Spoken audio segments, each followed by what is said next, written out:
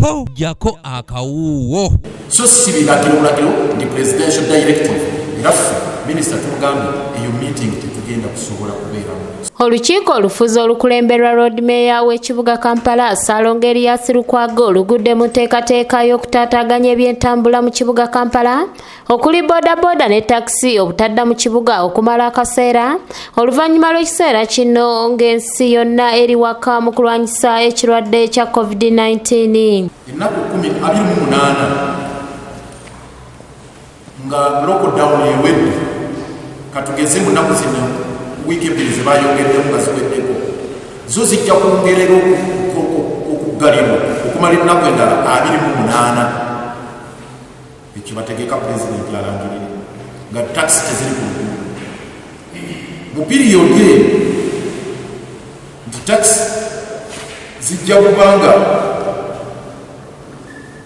ziggaliddwa naye oluvannyuma lw'ennaku 28 nga ziweddeko takisi ezo ziryoke zifugibwe buli omu nga bamukkiriza asobole okugifuga agitwale ku Ministry of Works bagyetegereze oba ekyasobola okubeera ku luguudo driver ayina ebisaanyizo n'okugiwandiisa mu transport licensing board. Okusinziira ku kiwandiiko ekyabaweereddwa minisita wa Kampala Betty Amongi nga kiteereddwako omukono minisita omubeezi owa Kampala Bena Namugwanya, siteegi za booda eziwerera ddala 97 nga ku zino Central eyinako 3, Kawempe 55, Makindye 163, Nakawa 22 ne Rubaga 14 za kusalibwako 385, ekibuga kisigazeeko 585 ku bukwakulizo obw'amaanyi obuteereddwawo okusinziira ku kiwandiiko kino. Stages ezibadde owenda mu ensanvu mu Kampala yonna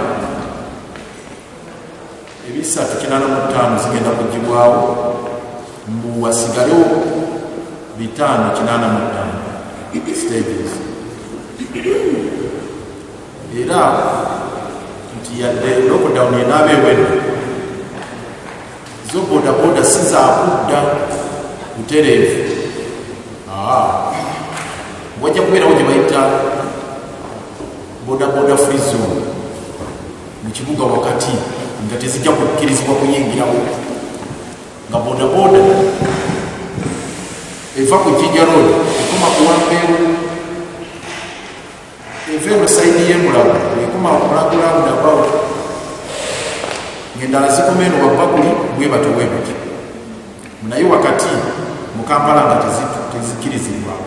Lukwago agamba nti sibakukkiriziganya n'ekiwandiiko kino bw'atyo n'asaba gavumenti bw'eba eyagala okutereeza ebyentambula mu kibuga okuzzaawo enkiiko zonna ezasalibwako olwo nno kanso etandike okubaganya ebirowoozo ku nsonga zino.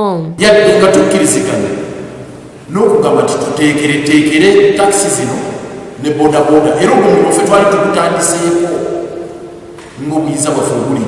Ofiisi ya Lord Mayor yakola amabako eja booda n'erya takisi ne tugamba tubiteeseeko naye ne bizingamizibwa olw'endooliito ezazibeerawo bino byakulonda sipiika n'ebirala era tubadde tulinda tutandike process ng'ebyo tumaze obize mabega covid wayingiriddeko enkiiko ne baziwera tugamba minisita bwe baba baagala tuteekereteekere booda ne takisi.